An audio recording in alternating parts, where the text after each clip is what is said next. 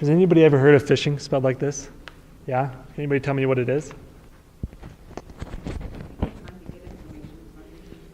People trying to get information from you, oftentimes, right, posing as some kind of legitimate source, even though they're not. If I can get this thing clipped on, there we go. So that's it exactly, right? People pretending to be trustworthy when they're really not. So why do people do this, right? So some of the biggest targets are like social media. I don't think most of us are really worried about hackers like hacking in and saying, I ate 15 jelly donuts today, right? So like why does somebody want your social media access, right? Where they would pretend to be your social media, get you to sign in, and then get your information. Any ideas? Exactly, somebody was listening. Here, you get a high five. Good job. There are actually a lot of reasons. That's one of the key reasons, but another one is just that there's a wealth of information there, right? And so all of a sudden, once you know family members, you can also answer security questions, right? What was your mother's maiden name? Oh, right, it's right here on her Facebook, right? So then you go a little bit further and you get email accounts, right? And we probably a similar thing when we sign up for things, we get confirmations, right? So that's pretty straightforward. And we'll kind of skip through some of these other ones quickly, but different areas where we buy things or just with our behavior, people want to be able to impersonate those and be able to get financial information, personal information, or other things, right? So we're gonna, I guess let's cover this real quick, and then I want to get into a little bit of a game. So first of all, with some of these things through emails, texts, and phone calls, you never want to give any of these things, especially when somebody initiates the contact with you, right? When you get the phone call or you get the email, your bank is never going to send you an email that says, email back a new password because we got to change it. There's this crazy thing going on with the system, or same thing with somebody calling you. But the thing is, if you're ever in doubt, you can initiate contact back. So even if they seem legitimately like your bank and there's a problem, say, hey, I'd like to give you a call back if that's all right. And then you can call Chase's number directly. Even if on your caller ID it says Chase Bank and they call and they say there's this problem and your credit card's been compromised, it's always better to be safe than sorry. So, and one of the best ways to really understand phishing is to be able to recognize it. So we're gonna play a game, I'll skip that, that's sweeping the nation called Phishing or Real. It probably needs a little work on the name, but it's kids are playing it everywhere. So this is a text I got on my phone. I took a screenshot of my phone, and I want you guys to tell me if there's anything that seems a little bit fishy about this. I think that's awesome. They're giving you a grand just to click on their little content. Yeah, that's pretty cool, right?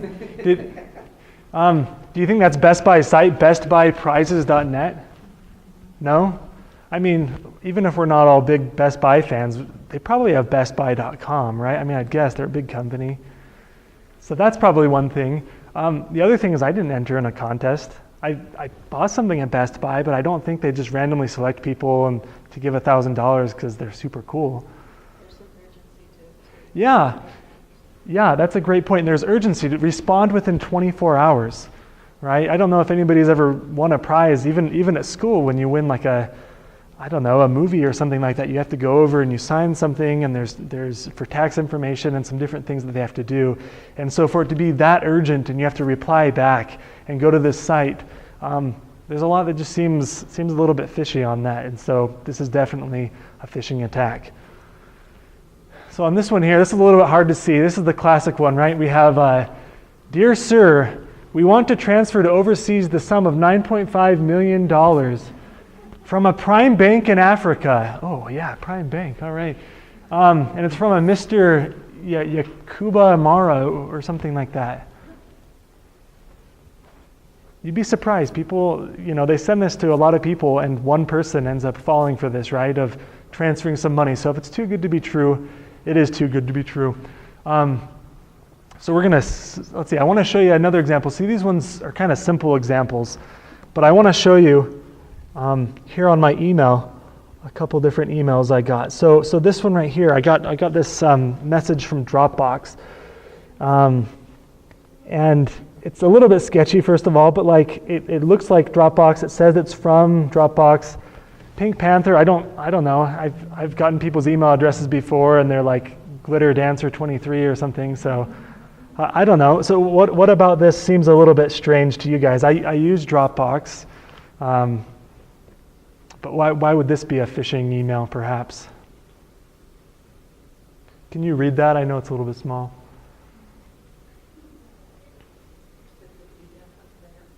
Yeah, so that's a big part of it, right? That it says it's from no reply at dropbox.com, but it says via laposte.net. So that's who actually sent the email to me, and this is who it says it's from. So it's not actually from Dropbox. That's very observant. Is there a hand over here? Yeah. The other interesting thing here is that when you go to view it, I don't know if you guys have seen, it's kind of hard to see down here, but at the bottom here it shows you what site is actually going to be opened, right? And you can see this actually isn't even on Dropbox. So and so if you look below it as well, yeah, I mean both of them there, the direct link is as well, but the idea that that if you look at it, some of them might not have that direct link. You can see what website you're going to before you go there. And so that would be something that's important to check. Okay. How about this one? And this one's a little bit of a trick question because this one's a legitimate email, but it's from a company that doesn't do a very good job, right? Like you mentioned in the back, they send it through some other mail service that has nothing to do with the name of the site. Or I come down here and I look at the link, and yeah, it has the name of it, but it actually is some other website that is not the main website here. So how can you tell? It's pretty tricky. If you're ever in doubt, it goes back to what I said a minute ago, that it doesn't just apply just on phone calls, but if you look at this company did a very poor job. And hopefully large companies, right, if Apple sends you an email or Google or something like that, they won't do this. But you could always come in here and say, okay, well, I'm interested in this, but I'm not sure if this is real or a scam. You could just come in here and then search for it yourself. Let's see.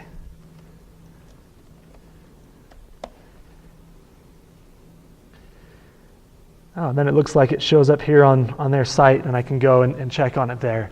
But I guess the real point I want to get across with phishing is things sometimes will look legitimate, and so you have to take things with a little bit of skepticism and look at the things, look at the links, right? Look at who the email is actually from, and then act from there. And then if it does look fishy, instead of saying, well, I'm really interested in this, find another way to get to that, because that took me just 2 seconds to look up and find that there is the same thing and that was legitimate. Just to review real quick, remember that if there's something that wants any kind of personal information, you should question that, right? Especially if it's through email or texting. Never click on emails or links or things that are from emails that you already know. You didn't sign up for that or something like that. And then the other one is just to check those URLs and just know what you're looking for when you click on it. And if it seems fishy, find another way to find it. There's some overlap. A lot of phishing comes in through spam, right? So we're going to skip ahead. I wanted to skip to one of these other examples that's more specific to spam. So you might have gotten this, your email provider may have already flagged it even as saying this is spam, right? But you may look at this and you're like, well, it looks good. And plus I keep getting these, right? And so I want to get rid of it. I'm going to go over here and hit unsubscribe or something like that. So what's interesting is legitimate sites are required to have unsubscribe on them. But something that's interesting, so I grabbed the URL from unsubscribe and the URL from get started on that. And is there something you notice about those two URLs? They're exactly the same. And do either of those look like AT&T to you? Yeah. So as you're looking through spam and some different things like that, again, looking at that URL, and hopefully people aren't that clever anyway, because this is pretty obvious, right? That it's not AT&T. But the second thing as well is if it's not something that you signed up for, you don't unsubscribe from it. With each email provider, they have different ways to mark it as spam in Yahoo or Gmail or Outlook, and then your email provider notices and realizes that that's spam in the future, that they look at a lot of different indicators and say, I'm not even going to put this in your inbox. And that way, what's interesting is sometimes hackers with an unsubscribe or something, they'll send out 100,000 emails, right? And a lot of them may even be to bogus accounts. But for example, my email is just my first and last name.